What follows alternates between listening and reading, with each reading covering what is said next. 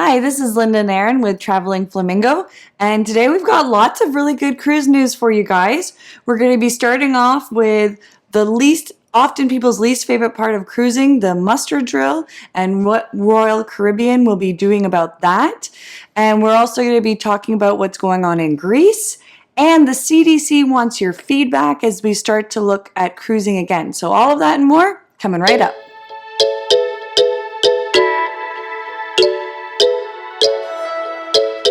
So if you've ever been on a cruise, one of the first things that you have to do after you get on the ship is the muster drill. And there's a whole process behind the muster drill. You basically have to go to a common area with everybody else who's on the ship, and they go through, what happens in an emergency, how you put on your flotation device, all of that sort of stuff. It's very similar to when you get on an airplane and they tell you what happens in the case of a water landing and where the exits are. It's the same idea. Only it usually takes a bit longer. And basically, it takes probably about an hour, and everybody has to do it. You have to leave your cruise cabin. Some of the cruise lines make you take the vest with you. And it can take a long time, and some of them are even outside. Luckily, we've not been on a cruise where we were outside for it. But in the heat of Miami or whatever port you're leaving from, it can get really hot, and you're there packed in with a bunch of other people. But luckily, at least for now, they're going to be getting rid of the muster drill, likely because they don't want to pack so many people together in one single room. But that part of the cruise experience is hopefully going away, probably replaced by other stuff in the future. But at least for now, having the muster drill gone is going to be quite nice. And just before we get into what Royal Caribbean's doing, we just want to apologize if there's some noise in the background. We've tried our best to be videoing when it's not happening, but our neighbors are having some construction done, and it's been 7 days a week, so we tried to wait off before doing this, but we really wanted to get the information out to you guys. So Royal Caribbean is coming out with a muster drill 2.0, and this is the safety procedures, as Aaron had said, and to try and avoid those large groups congregating. So the eMuster is an opportunity for you to use a mobile app on your phone or the TV in your stateroom to complete the muster drill. So there's going to be information you need to go through, safety procedures you need to go through. It's going to explain to you how to put your life jacket on. It will go through all that, and you get to do it at your own time and with in your room or on your mobile device, wherever you are. So if you happen to be taking your kids down to the pool, or you happen to, be trying to get a meal, you can do it there. You do still need to go to your muster stations, and you do have to get your stateroom card checked there so they know everyone's done it. They are being very firm on everybody still needs to do it. They're not leaving the port without it. I know we've been on a couple cruise ships where you're waiting a long time for everybody to get there and get checked in, and some of them there isn't enough room to be sitting, so you are standing and waiting, and people are getting a bit rambunctious there. So you do have to do this, and they will be checking your stateroom card to make sure that it's happening, and the cruise ship won't leave until everybody's done it. I mean, as Aaron said, one of the benefits, avoiding the large gathering, is definitely a positive there. Having time to do it whenever you want is another positive. I don't think it will be as intrusive because it should be able to happen faster. If we just go through the safety procedures ourselves, go tap in, it's not going to be taking up to an hour, which sometimes they were. So I think that will be, I think that will have a bit more relaxed start for people on their trips as well. It's one of those things that, we're doing because of COVID, but it might actually have a positive outcome for people. And they actually tested it in January on Symphony of the Seas, and it had a lot of positive feedback. And that's a gigantic ship. So if you can, if it works well in a ship with that many passengers on it, then hopefully it'll work well on every other ship. Yeah, and then with COVID, maybe that's just rushing out faster than they were anticipating it. So what do you think? Do you like the muster drill? Is it something that you look forward to on your vacation? Is it something that you also don't find to be the most fun of your vacation? Let us know in the comments what your thoughts are. So in other news, Greece is opening up some of their cruise ports. As you remember, we had a video where Germany was starting to test some cruises where you would go out into the ocean, you'd leave your port, go out to the ocean, spend a couple days, come right back, no ports. As of August 1st, Greece is actually opening up 6 ports inside of Greece that you can cruise towards, and you can actually have a cruise that stops at different ports. This is starting as of today, again, August 1st. and we'll see how that goes. So this is going to be interesting. This is based off the EU Healthy Gateway guideline recommendations, which we do have a video of if you're interested in watching what's in there.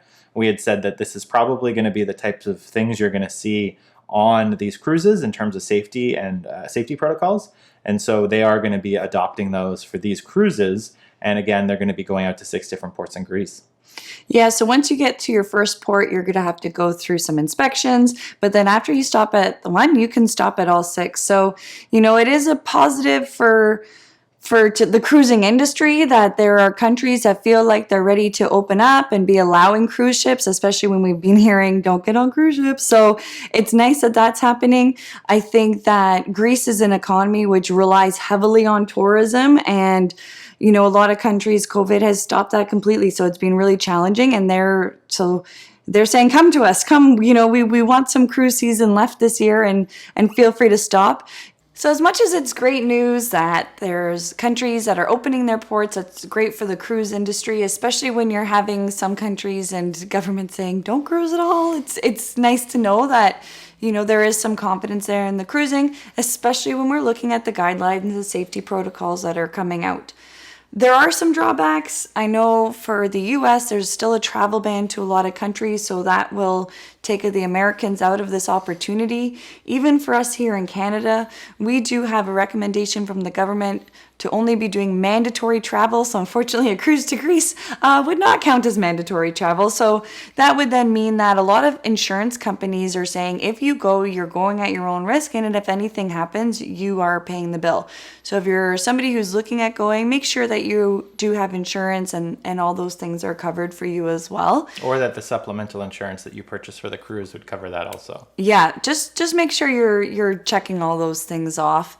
And, and then there's the risk of opening too soon. I know that especially as we're getting to September and looking at schools, there's a lot of discussion about opening. And I think it is just making sure that we're following those safety guidelines as much as possible. Hopefully they are. And you just wouldn't want to see another wave go to Greece or anything to happen with the cruise industry again. So, following those EU Healthy Gateway guidelines, there's a lot of really great safety protocol and stuff in there, and hopefully, we'll find out. That will be the test to see if it's enough to keep people safe. Well, I think it's great that we're going to get some more information on cruising and see what happens, and hopefully these protocols they are putting in place are helpful and they sort of help stop the spread of coronavirus, and we're able to get back to cruising soon. So I know we're all kind of waiting for some sort of vaccine to happen before people are comfortable, but hopefully they'll have some new precautions and it'll keep going down for everybody. Yeah, I think being in a pandemic that we are, when you choose to do anything, you've got to look at the risk for your family. If it's going to a restaurant, going to a movie, or going on a trip.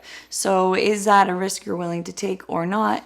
How are you going to be keeping yourself safe? But it is great news that there is some confidence in cruising in general and these new safety guidelines that are going in. So we'll be watching closely to see what happens with that. Yeah, especially with just how devastating this is to the travel industry in general. I think it was Air Canada that came out this quarter with it was an almost $2 billion loss just from travel. And they're saying hotels in Vancouver are 98% undersold this last quarter. So pretty crazy for a lot of these travel industries and small businesses.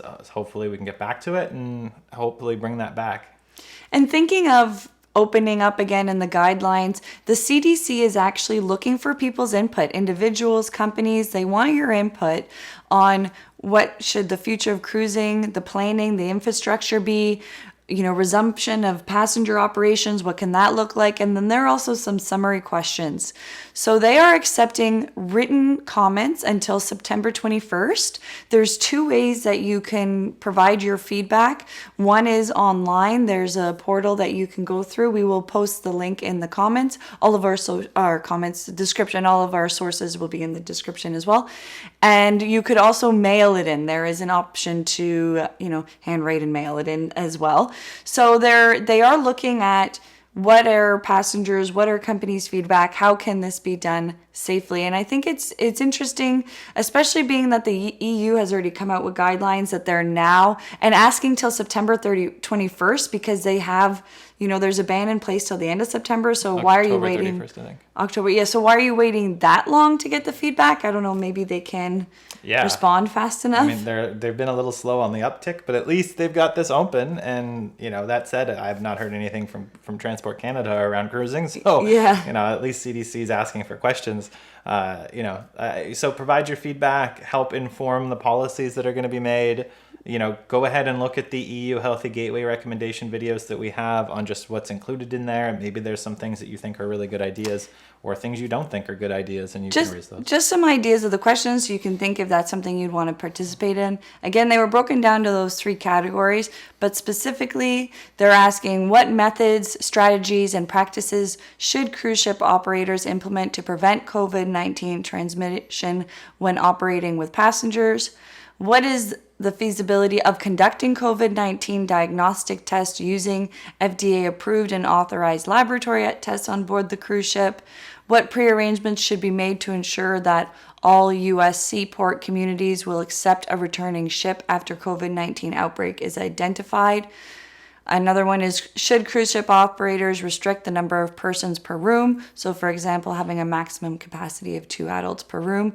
I felt like reading through all these questions, every single one had an answer in the EU guidelines. And I think it's important that you provide your feedback. If you didn't like what came out in the EU guidelines, if you don't think that something's good enough or something needs to be done more to get you back on a cruise ship, then definitely let them know. Yeah, it's important feedback, and it's the only way to help shape policies is to voice your opinion. So go ahead and check out the link. It will be in the comments. Feel free to add whatever you want in there, and hopefully it helps drive new policies and better policies to make everybody healthier and safe on cruises. Just a little bit of additional news. Carnival Cruise Line is now selling 2 more ships. So they've definitely been on a kick of selling cruise ships. That is Carnival Corporation, so that includes all the sub-brands to Carnival, so that doesn't necessarily just mean Carnival. They're going to be selling 2 more ships. That's on top of the 13 ships that they've already decided to get rid of. A lot of these ships aren't necessarily going to get scrapped. They're going to be sold to others. They're trying to get cash flow available. This was disclosed in their quarterly filings. So effectively, they are, again, just trying to get more money in order to help sustain the time that we're not traveling. They did not disclose which 2 ships those are going to be. However, again, that is in addition to the 13 ships they've already talked about. These are not going to be the big ships. However, a lot of the larger ships that are still under construction are delayed. So you can expect that some of the cruise ships that were going to be going, in 2021 are going to be pushed a couple of months to, 6 to 12 months out, just because 1, they don't need those ships, and 2, the shipyards probably are not working at full capacity. So do be prepared that if you do have something booked on a brand new ship, there is some likelihood that those will be pushed out, and this is just another way that Carnival is trying to defer payments. So both sides of this, they're selling some cruise ships. They're going to be older. Some of the newer state-of-the-art ones, they're going to be delayed a little bit. So a little bit of extra news. There was also a cruise line that was doing an Arctic cruise, and it was a 7-day Arctic cruise. It was a smaller ship, like 535 passengers or so. 4 crew members have come down sick. They were sick during the cruise. They put them in isolation per new process. They got to a hospital. They've sort of deboarded those employees. They are at a hospital in Norway. The cruise line says their symptoms are not consistent with COVID-19, so I guess we don't know if it was COVID-19. However, there is quite a number of news articles about this simply because it involves 2 of the things the media seems to like these days, cruises and viruses. And so that was in the news, and if it is COVID, I'm sure we will find out shortly. Yeah, while they were on the cruise ship, their symptoms didn't align with COVID, but they still put them in isolation. And I believe actually since they docked, they did get a positive test for COVID. So I mean, that's where sometimes the testing can come back negative. I think that though, from this, that we have seen some of those plans put in place that we've talked about. As soon as the symptoms came up, they were put in isolation. The cruise actually, it sounds like, was able to continue or finish. So you didn't have what we saw in March where cruises were stuck at sea for a while. They did have a port lined up that would be able to, the cruise ship could dock, and the people who were not well were able to go to a hospital. So that's where we are seeing the plan in place to prevent continued spread and also ensure that all crew, passenger, everybody on the ship has somewhere to go. Yeah, so, it's really good that some of these processes and procedures are working for the most part. No passengers were sick on this cruise as of yet, and it was just the 4 team members who came down with something, and so they put them in isolation. So we hope that you liked the video. Please do in the comments below, let us know, what do you think of the new Emuster 2.0 that Royal Caribbean has? Would you be cruising to Greece? Do you think it's too early to be opening ports? Will you give your feedback to CDC? Anything. We do love hearing your comments in the comment section below and like being part of this community. So please do that. And also, if you liked the video, give us a thumbs up and subscribe. We do appreciate that. So we do hope that you liked it. Thank you so much for taking the time to watch our video, and we hope that we shared some cruise news with you. And thanks again, and happy travels.